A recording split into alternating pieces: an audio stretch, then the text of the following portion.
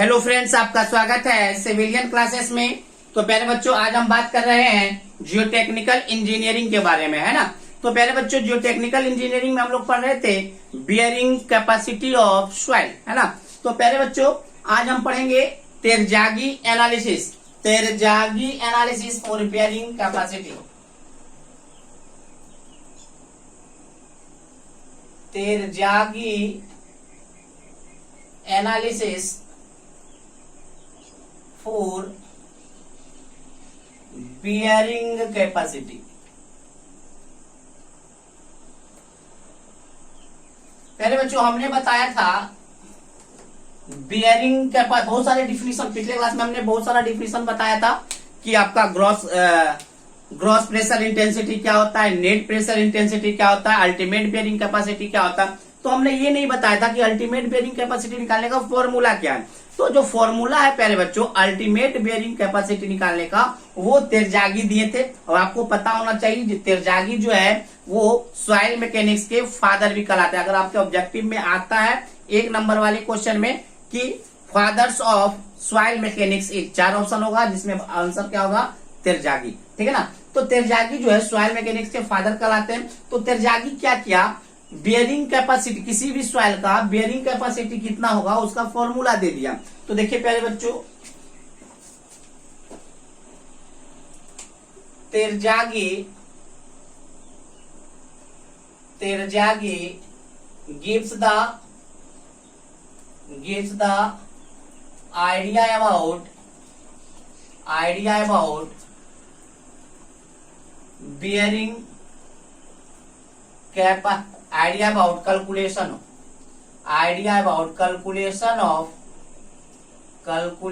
of bearing capacity of soil by following formula।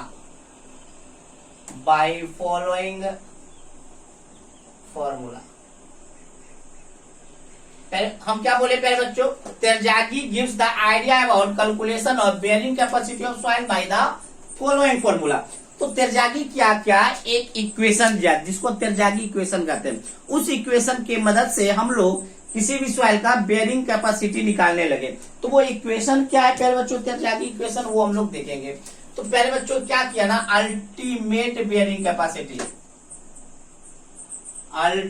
ऐसे तो Q से जान ही रहे कि अल्टीमेट को डिनोट करते हैं। अल्टीमेट बेयरिंग कैपेसिटी का फॉर्मूला दे दिया CNC plus gamma DF NQ plus 0.5 gamma BF बने width of footing BN gamma. याद रखिएगा प्यारे बच्चों, ये फॉर्मूला दे दिया किसका, अल्टीमेट बियरिंग कैपेसिटी निकालने का फॉर्मूला दिया CNC plus gamma DF NQ plus 0.5 gamma BN gamma. देखिए प्यारे बच्चों, जहां पे वेयर QU क्या है प्यारे बच्चों, अल्टीमेट बियरिंग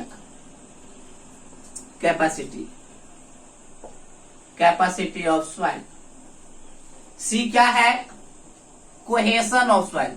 कोहेशन किसको कहते हैं प्यारे बच्चों, आप 2 वर्ड हमेशा सुनते होंगे, कोहेशन और एडेशन। सीमेंट भी पढ़ रहे होंगे तो ये 2 वर्ड आया होगा, कोहेशन एंड एडेशन। तो आपको पता होगा सेम पार्टिकल के बीच में जो बॉन्डिंग होता है उसको कोहेशन कहते हैं, और डिफरेंट पार्टिकल के बीच में जो बॉन्डिंग होता है, अट्रैक्शन होता है, उसको हम एडेशन कहते हैं। तो कोहेशन ऑफ सॉइल का मतलब हुआ कि सॉइल के बीच में जो आपस में अट्रैक्शन होता है, बॉन्डिंग होता है, उसको हम कोहेशन कहते हैं, सी कहते हैं। ठीक है ना। चलिए नेक्स्ट, कोहेशन का जो यूनिट होता है प्यारे बच्चों वो होता है किलो न्यूटन पर मीटर स्क्वायर। क्या होता है, किलो न्यूटन पर मीटर स्क्वायर में कोहेशन को डिनोट के, मतलब किस प्रेशर के साथ वो अट्रैक्ट है ना। चलिए फिर यहाँ पे सर आपका गामा क्या है, unit weight of soil, unit weight of soil. Gamma समझ में आ गया। फिर उसके बाद यहाँ पे डीएफ क्या है प्यारे बच्चों, depth of footing. Depth of footing. BF क्या है प्यारे बच्चों? बीएफ है आपका width of footing, width of footing. अब देखिए प्यारे बच्चों, इसके अलावा एनसी, एनक्यू, एन गामा है। तो देखिए प्यारे बच्चों, NC, NQ, N gamma, N gamma तीनों का तीनों कहलाता है bearing capacity coefficient, bearing capacity coefficient. इसका एनसी, एनक्यू, एन गामा जो होता है प्यारे बच्चों, वो कहलाता है बियरिंग कैपेसिटी कोफिशिएंट, और इसका जो वैल्यू है ना, only depends on angle of internal friction, that means five. मतलब इसका इन तीनों का जो वैल्यू है ना, सिर्फ और सिर्फ फाइव पे डिपेंड करता है। तो एनसी, एनक्यू, एन गामा क्या है प्यारे बच्चों? Bearing capacity coefficient which depends on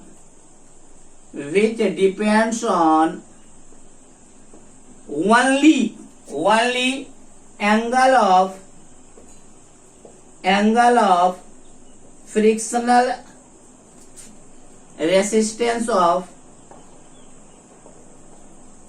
soil, that means five पे डिनोट करता है, मतलब फाइव पे डिपेंड करता है। याद रखिएगा, एनसी, एनक्यू, एन गामा का वैल्यू वो फाइव पे डिपेंड करता है। ठीक है प्यारे बच्चों, चलिए एक बात और याद रखिएगा प्यारे बच्चों, ये जो हमने फॉर्मूला लिखा QU बराबर CNC plus gamma DF plus gamma DF NQ plus 0.5 gamma BN gamma, ये जो फॉर्मूला है ना, ये सिर्फ काम करता है कौन सा फुटिंग पे?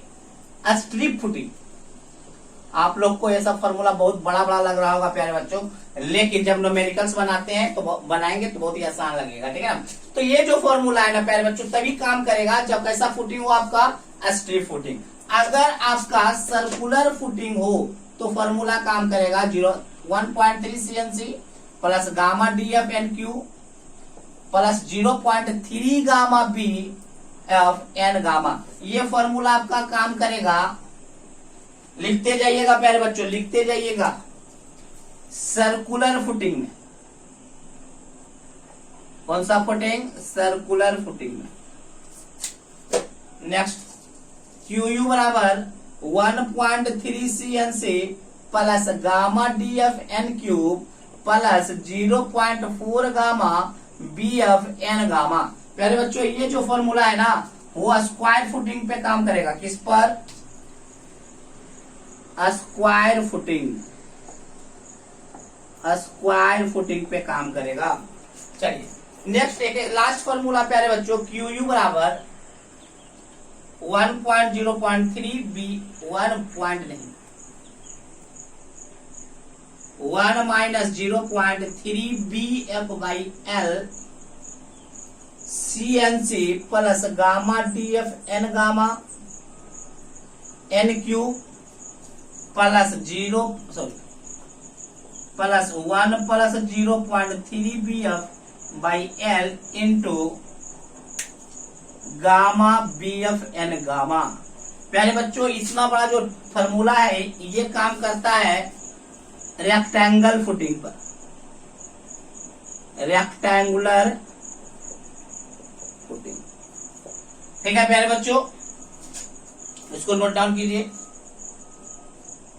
नोट डाउन कीजिए आप लोग।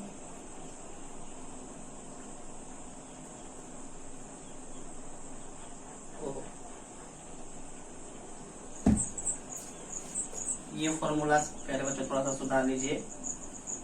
1 minus 0.2 BF by L into 0.5 into gamma BF N gamma. चलिए इसको सुधार दीजिए प्यारे बच्चों,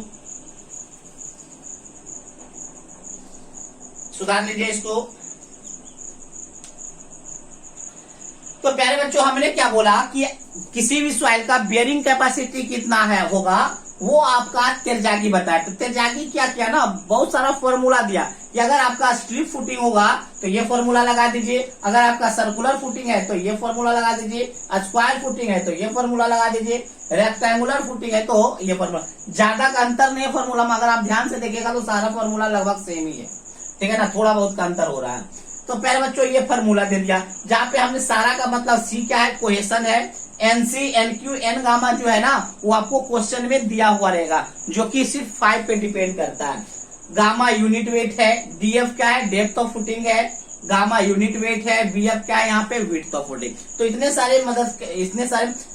सारे फॉर्मूला हमारा तेरजागी साहब दिए थे, किसके लिए, बेयरिंग कैपेसिटी सॉइल का निकालने के लिए। तो पहले बच्चों इतना सारा जो फॉर्मूला जो तेरजागी निकाले हैं, तो कुछ ना कुछ तो एजम्पशंस भी तो लिए होंगे, विदाउट एजम्पशंस तो इतना सारा फॉर्मूला नहीं दिए होंगे, तो बहुत सारे एजम्पशंस लिए हैं, है ना। तो उन सारे एजम्पशंस को भी देखेंगे जो कि आपके एग्जाम में बहुत इंपॉर्टेंट होते हैं, कि लिखेगा write down the assumptions of Terzaghi equation, बात समझ में, Terzaghi equation for bearing capacity के लिए आपको क्या लिखना है, एजम्पशंस लिखना है। तो एजम्पशंस भी हम लोग देखेंगे, ठीक है प्यारे बच्चों। पहले आप इसको नोट डाउन कर लीजिए, उसके बाद हम लोग देखेंगे, हाँ इस पे न्यूमेरिकल्स भी देखेंगे, हड़बड़ाने की जरूरत नहीं है, इस पे हम लोग क्या देखेंगे, न्यूमेरिकल्स भी देखेंगे, ठीक है ना। चलिए नोट डाउन कर लीजिए।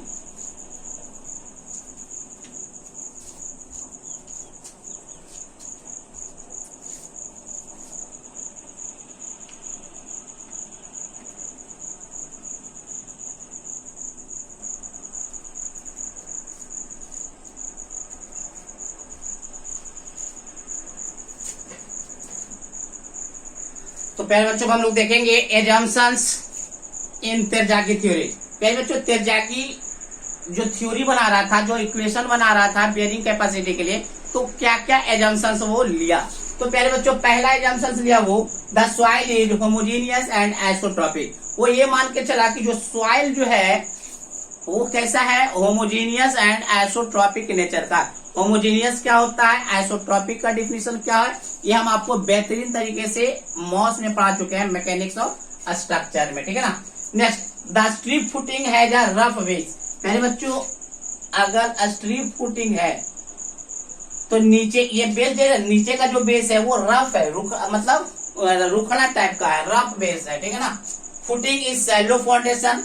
और तेरजागी ये मान के चला है, जो फॉर्मूला दिया है बेयरिंग कैपेसिटी का, ये मान के चला कि जो फुटिंग है ना वो शैलो फाउंडेशन है।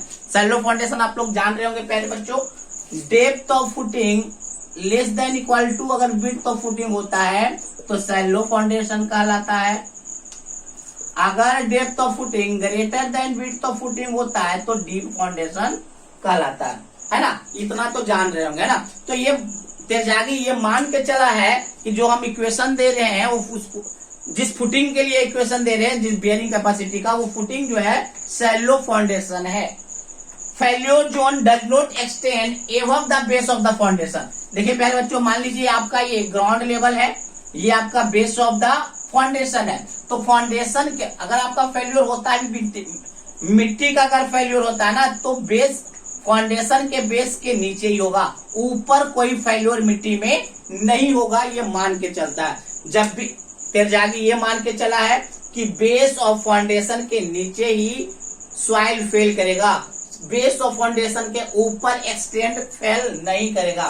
तो यही बात लिखा हुआ है, failure zone does not extend above the base of the foundation. जो फेल्योर जोन है मिट्टी का वो बेस ऑफ द फाउंडेशन से ऊपर नहीं जाएगा।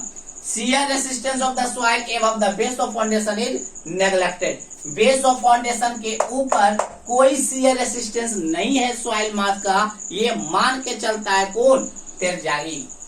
Principal of superposition holds good. इसका मतलब क्या होता है, सुपरपोजिशन का मतलब होता है प्यारे बच्चों अलजेब्रिक समेशन, मतलब वैलिड हो। जैसे कि वेक्टर में नहीं होता है सुपरपोजिशन। क्यों, अगर हम बोले 5 वेक्टर प्लस 2 वेक्टर जुड़ के कई 7 वेक्टर होता है क्या, नहीं, ये गलत है प्यारे बच्चों। दैट मीन्स ये सुपरपोजिशन थ्योरी काम नहीं कर रहा है। लेकिन तेरजागी थ्योरी में सुपरपोजिशन थ्योरी काम करेगा। दैट मीन्स अगर एक सुपरपोजिशन थ्योरी मतलब एक सुपर स्ट्रक्चर के कारण अगर 3 किलो न्यूटन लोड आ रहा है, दूसरे सुपर स्ट्रक्चर के कारण 2 किलो न्यूटन लोड आ रहा है, तो हम बोल सकते हैं कि टोटल मिलके 5 किलो न्यूटन उस फुटिंग पे लोड आ रहा है। बस समझ में। तो अगर सुपरपोजिशन थ्योरी अगर वैलिड है, किसके लिए, मतलब principal of superposition theory valid है तेरजागी थ्योरी में। Coulomb's law is valid for calculation of shear strength. अगर आप सॉइल मास के शियर स्ट्रेंथ का कैलकुलेशन करना चाहते हैं तो शियर स्ट्रेंथ का कैलकुलेशन कूलम्ब्स लॉ से कीजिएगा। कूलम्ब्स लॉ क्या होता है, शियर स्ट्रेंथ क्या होता है, वो हम लोग आगे पढ़ेंगे यूनिट नंबर 4 में, ठीक है ना। तो प्यारे बच्चों ये कुछ एजम्पशंस लेकर चला था कौन, तेरजागी थ्योरी। बात समझ में आया प्यारे बच्चों। तो प्यारे बच्चों अभी आपको थोड़ा सा डिफिकल्ट लग रहा होगा, बड़ा बड़ा फॉर्मूला लग रहा होगा, बट ऐसा नहीं। अगर आप उस फॉर्मूले को बार बार, अरे बहुत सारे बच्चों को तो समझ में ही नहीं आता है ये चैप्टर। बात समझ में आया, जो दूसरे जगह पढ़ रहे हैं उनको तो समझ में ही नहीं आता होगा ये चैप्टर। तो हम आपको बहुत ही इजी तरीके से रख के आपको पेश कर रहे हैं, ठीक है। थोड़ा सा लग रहा होगा, थोड़ा सा पेचीदा टाइप का चैप्टर, लेकिन वैसा कुछ नहीं, बहुत इंपॉर्टेंट सब्जेक्ट सही है चैप्टर है प्यारे बच्चों, ठीक है ना। तो बेहतरीन तरीके से आप नोट्स बनाते जाए, नोट्स को 1 नहीं 2 बार 3 बार 4 बार उसको दोहराए और न्यूमेरिकल पे 2-4 प्रैक्टिस कर ले, ठीक है प्यारे बच्चों। तो चलिए, तो आज के लिए हम इतना ही रखते हैं। तो आज हमने क्या पढ़ा प्यारे बच्चों, आज हमने पढ़ा कि कौन सा इक्वेशन दिया, कौन सा फॉर्मूला तेरजागी दिया, किसके लिए, बियरिंग कैपेसिटी ऑफ सॉइल को कैलकुलेट करने के लिए। फिर हमने ये देखा कि जो फॉर्मूला दिया, जो फॉर्मूला तेरजागी बनाया, उस फॉर्मूले को बनाने के लिए तेरजागी कौन कौन सा एजम्पशंस दिया, तो उस एजम्पशंस को भी हम लोग देखे। प्यारे बच्चों ये एजम्पशंस आपके 4 नंबर वाले क्वेश्चन में लिखने के लिए आता है, इसलिए इस पे ध्यान दीजिएगा, इसको थोड़ा सा रट्टा मार लीजिएगा, ठीक है प्यारे बच्चों। चलिए आज के लिए बस इतना ही, थैंक यू।